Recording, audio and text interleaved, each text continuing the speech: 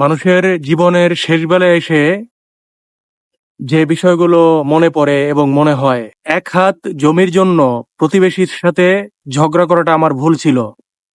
রাত জেগে মিথ্যা স্বপ্ন বুনে কারোর সঙ্গে চ্যাট করাটা ভুল ছিল। কাউকে কষ্ট দিয়ে কঠিন করে কথা বলাটা ভুল ছিল। দুর্বল কাউকে ভয় দেখিয়ে নিজের ক্ষমতা দেখানোটাও ভুল ছিল। শেষ বেলায় এসে আরো মনে হবে, ক্লাসের সবচেয়ে বড় মেধাবী ছাত্র না হয়েও জীবনে খুব বেশি ক্ষতি হয়নি। অনেক টাকা রোজগার না করতে পারলেও জীবনের কোনো ক্ষতি হয়নি।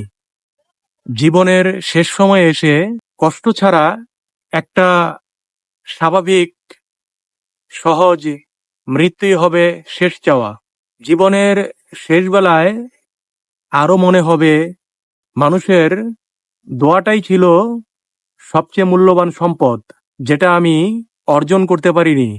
মানুষের মনে কষ্ট দেওয়াটাই ছিল আমার জীবনের সবচেয়ে বড় ভুল। শ্বাসকষ্টের মাঝে আটকে থাকা, নিঃশ্বাসের কষ্টে শুধু মানুষের দেয়া দোয়াটাই মনে হবে সবচেয়ে মূল্যবান। অথচ এত কিছু আমরা আমাদের যৌবনকালে ভাবি না, যার কারণে আমরা যৌবনকালে খারাপ খারাপ কাজ থেকে নিজেদেরকে নিয়ন্ত্রণ করতে ব্যর্থ হই। আল্লাহ আমাদের মধ্যে যারা যৌবনকালে বিভিন্ন ধরনের খারাপ কাজে লিপ্ত হয়েছিলাম, আল্লাহ তাদেরকে মাফ করুক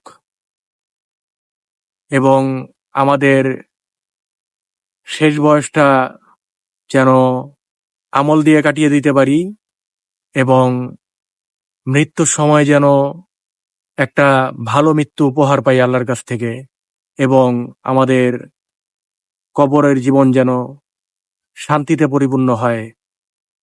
আমিন।